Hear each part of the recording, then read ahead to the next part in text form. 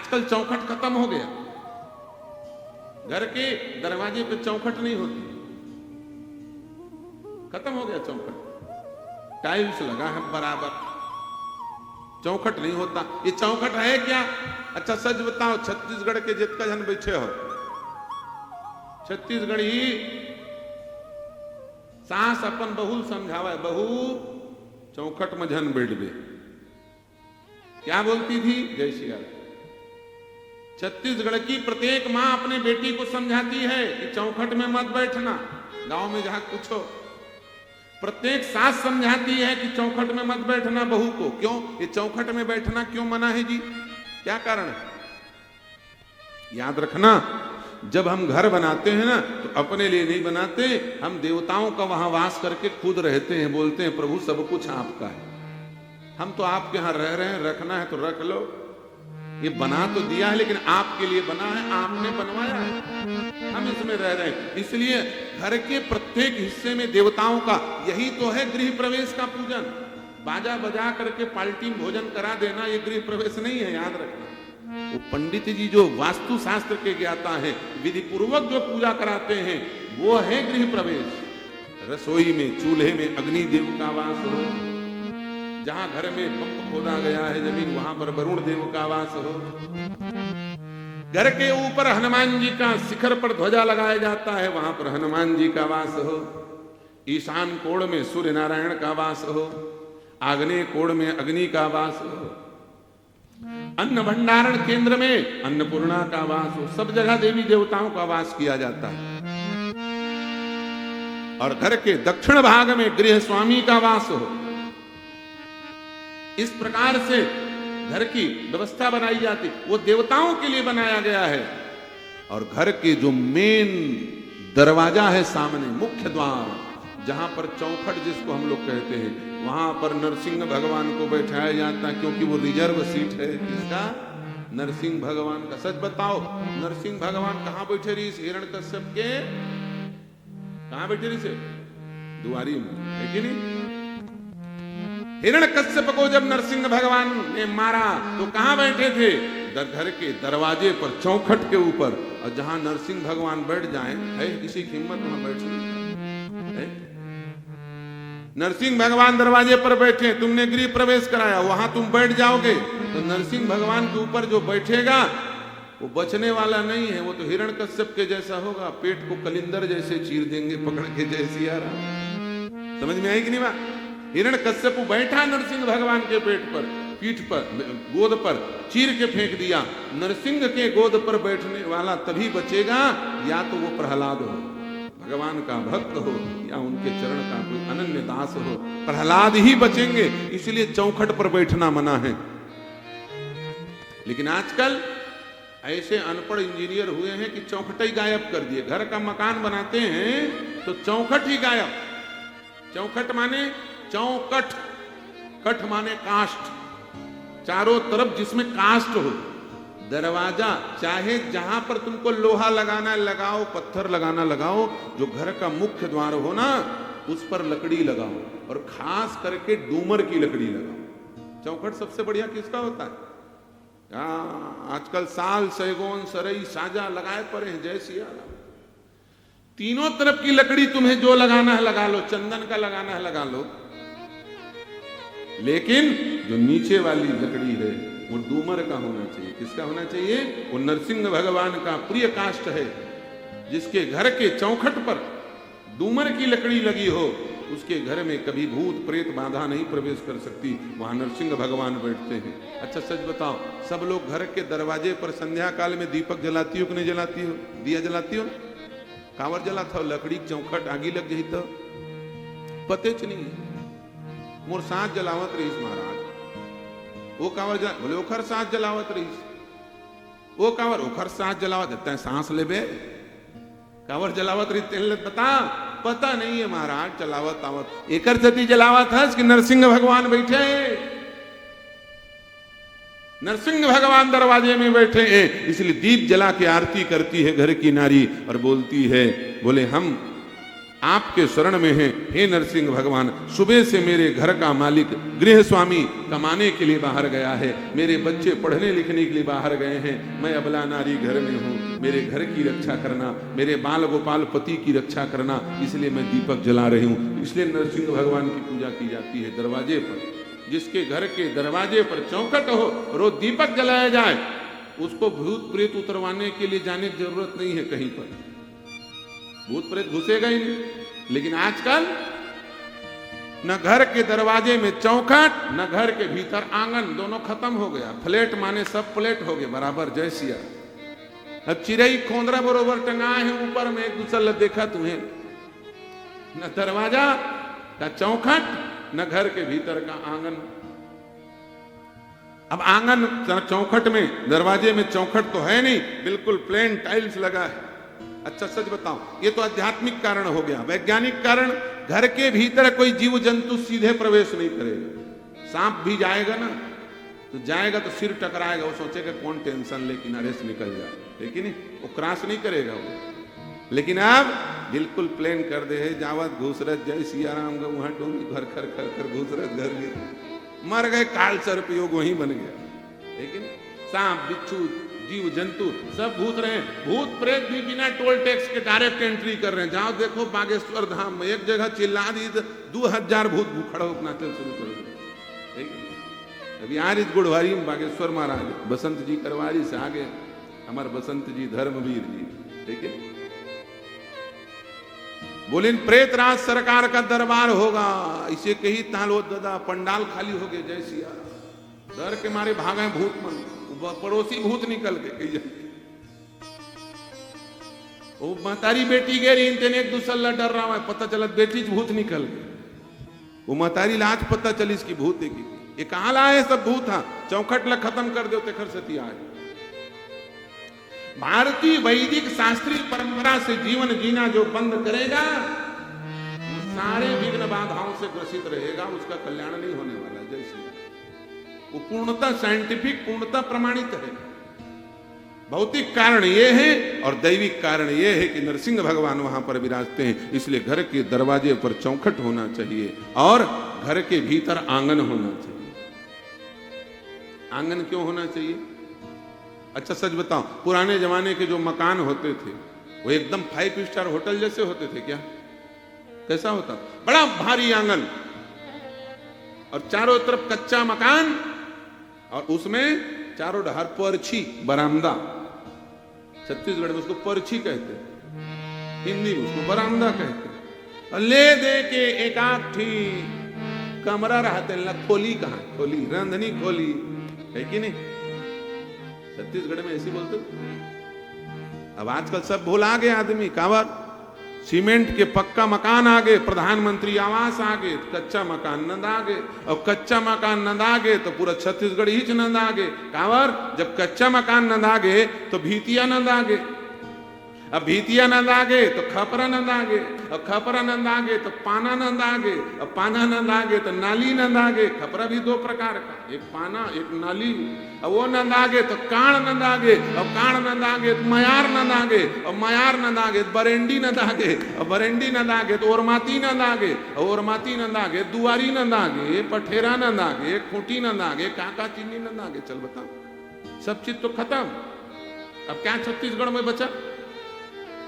इसलिए एक घर के कोने को कच्चा मकान बना के रखना, वो तुम्हारा जड़ है। याद रखना, पत्थर लगाना अच्छी बात है, लेकिन घर में किसी कोने पर मिट्टी का दर्शन होना चाहिए। क्यों भैया? गांव में जाकर के देखना, गांव में जाकर के देखना, जिनके घर मिट्टी के हैं उन लोगों के स्वभाव को देखना, और जिनका घर पत्थर का है उन लोगों के स्वभाव को देखना। गांव में आदमी रहता है। एक आदमी ने मुझसे पूछा गांव और शहर में क्या अंतर है? मैंने कहा शहर में कोई बड़ा भारी महात्मा भी निकल जाए तो लोग भिखारी समझ लेते हैं। अब गांव में बोले कोनो भिखारी घोलोक समझ जाए, बाबा जी की बैठा होकर पांव पर के 2-4-10 रुपया दे के। गांव में भिखारी को भी संत समझ लेते हैं और शहर में संत को भी भिखारी समझ लेते हैं। अंतर है गांव और शहर। इसीलिए गांव घर बोला जाता है, शहर घर नहीं बोला जाता। शहर में तो पड़ोसी तो घर नहीं माने जाए। अब गांव में आदमी छोड़ गाय गरुआ मर गए ना तो घर में भोजन नहीं बने, निकलन दे भाई फिर कोठा में बछरू मर गए। इतना आत्मीयता गांव घर ये क्यों होता है? उसका कारण है वो मिट्टी से जुड़े हैं। उनके घर के दरवाजे में मिट्टी, उनके घर के अंदर बरामदे में मिट्टी, दीवाल में मिट्टी, खेत में मिट्टी, खलियाल में मिट्टी, घर के ऊपर खपरा मिट्टी, चारों डहर मिट्टी मिट्टी। और यहां बोले रोड में निकल जाओ पत्थर, दरवाजे में पत्थर, रसोई में पत्थर, छत के ऊपर पत्थर, बाथरूम में पत्थर, सब जगह पत्थर ही पत्थर। अब पत्थर को देखते देखते मन हो गया पत्थर, दिल हो गया पत्थर, अब पत्थर पसीज नहीं रहा है। शहर में किसी के एक्सीडेंट हो जाए ना तो वहां से लोग और दबा के भागते, जल्दी भाग, पुलिस वाले तो ही पकड़ ली। अब गांव में आदमी छोड़ कुकुर मर गए, गांव भर के घेर थे। कोनो देखे हो का हमारे गांव कुकुर रेत के गए ढार गए, देखे हो का? पूरा गांव घेर लेता है। क्यों? वो मिट्टी से जुड़े हैं। याद रखना पत्थर बहुत महत्वपूर्ण है, पत्थर की मूर्ति बनती है, लेकिन याद रखना उस पत्थर की मूर्ति के अंदर भाव जो आता है वो भाव मिट्टी से आता है। इसलिए माटी पुत्र बोला जाता है, पत्थर पुत्र कोई नहीं होता। कहते ना हमारे छत्तीसगढ़ के माटी पुत्र। पत्थर कीमती है, लेकिन याद रखना पत्थर पुत्र कोई नहीं हो सकता। जो होगा वो मिट्टी पुत्र होगा। इसलिए मिट्टी से जुड़ो, आंगन से जुड़ो। घर के अंदर आंगन होना चाहिए। ये जब से कमरे बनने लगे ना ज्यादा घर में, यही विनाश का कारण था। 5 जन बहिनी और 4 जन भाई हमारे रहे गांव में।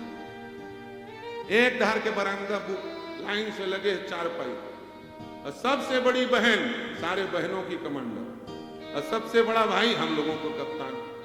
परिणाम क्या हुआ? साधु संत बन करके निकले।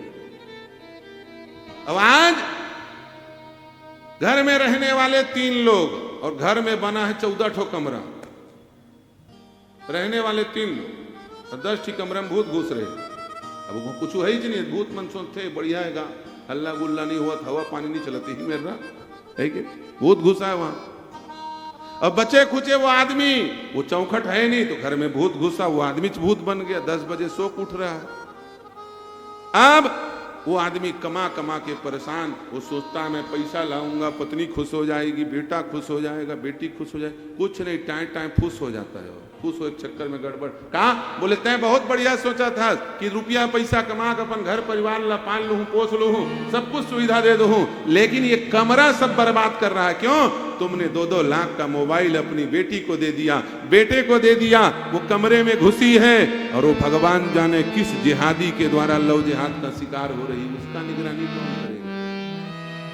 कमरा। और याद रखना कमरे में दुराव होता है, लोग एक दूसरे के रूम में नहीं जाते। भाई बोलता है वो बहन का कमरा, मैं वहां नहीं जाऊंगा, प्राइवेसी नहीं, प्राइवेसी होना चाहिए। बोलते क्या चीज का प्राइवेसी? घर का मालिक एक है बाप जो कमा के खिला रहा है, उसके सामने सब कुछ पता होना चाहिए मेरे बेटी बेटा क्या कर रहे हैं। माँ को पता होना चाहिए मेरे बेटी बेटा की क्या स्थिति है। कोई प्राइवेसी का इसमें रूल नहीं होता, याद रखना। कमरा में घुसे, लव जिहाद में फंस के चले गए। जय श्री राम। तुम कमा कमा मर रहे हो, बेटा बेटी दोनों का आधा हिस्सा देना पड़ेगा। कमा कमा तय मर और लेग के धर के। जय श्री राम।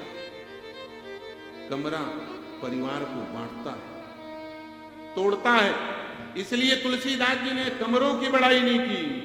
गोस्वामी जी लिख रहे हैं, परनी न जाय रुचिर अंगनाई, परनी न जाय रुचिर अंगनाई। आनंद की बड़ाई की है। परनी न जाय रुचिर अंगनाई। जहाँ खेले नित चारों भाई, जहाँ खेले नित चारों भाई, जहाँ खेले नित चारों भाई, जहाँ खेले नित चारों भाई, जहाँ खेले नित चारों भाई, जहाँ खेले नित चारों भाई, जहाँ खेले नित चारों भाई,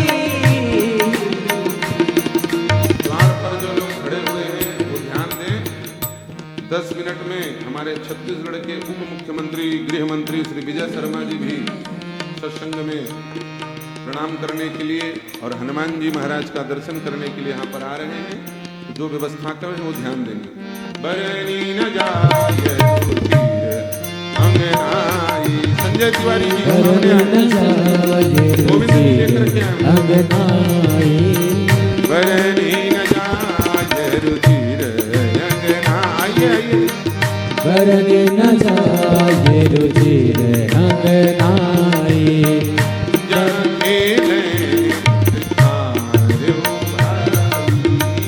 जहाँ खेले नित चारो भाई, जहाँ खेले नित चारो भाई, जहाँ खेले नित चारो भाई। आंगन की प्रशंसा है, घर के कमरों की प्रशंसा नहीं है। क्यों?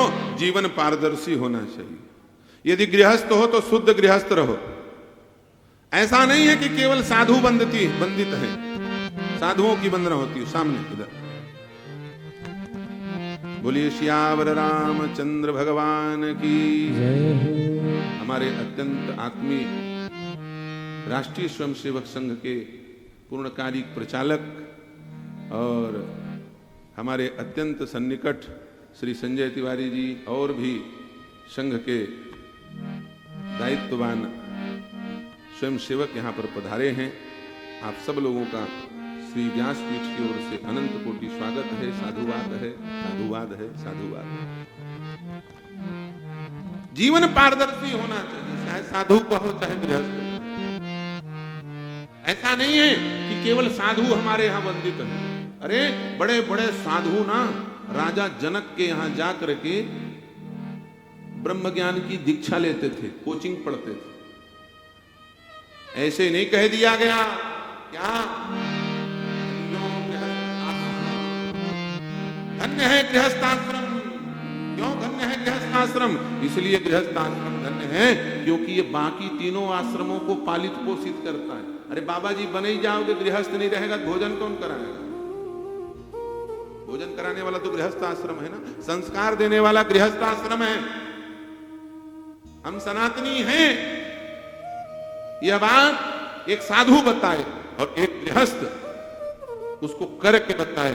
साधु मंत्र से बोल के बताए और एक गृहस्थ उसे जी के बताए। याद रखना, बोल करके बताने से 100 गुना ज्यादा प्रमाणित और सर्वग्राह्य वो कर करके बताने से होगा। इसलिए गृहस्थ आश्रम धन्य है। इसीलिए विदेशी संस्कृति, विदेशी विकृति, उसे हम संस्कृति नहीं कहेंगे, विदेशी विकृति के संवाहक जो सनातन भारतीय परंपरा को नष्ट करना चाहते हैं, वो भारतीय परिवार व्यवस्था को नष्ट करने के लिए सबसे पहला कदम उठाते हैं। क्योंकि परिवार जब नष्ट होगा तो फिर भैया घर बार नष्ट होगा, और जब घर बार नष्ट होगा तो पूरा संसार नष्ट हो जाएगा। तो जो संसार के विनाशक तत्व हैं वो चाहते हैं कि संयुक्त परिवार नष्ट हो जाए, पिता पुत्र की मर्यादा नष्ट हो जाए, माता और पुत्री की मर्यादा नष्ट हो जाए, भाई बहन का मर्यादा नष्ट हो जाए। और दुर्भाग्य है कि ये जब से नेट सस्ता हुआ, इससे बढ़िया हमको तो अच्छा यही लग रहा था कि नेट ही बढ़िया महंगा बना रहे, तब से कोई बात, कोई भी विकृति अब ना शासन के कब्जे में रह गया, ना समाज के कब्जे में रह गया। जितना विकास हो रहा उससे ज्यादा विनाश हो रहा। इस पर रोक लगाने की नितांत आवश्यकता है, क्योंकि परिवार नष्ट होगा तो सारे के सारे संस्कार नष्ट हो जाएंगे, कुछ नहीं बचने वाला।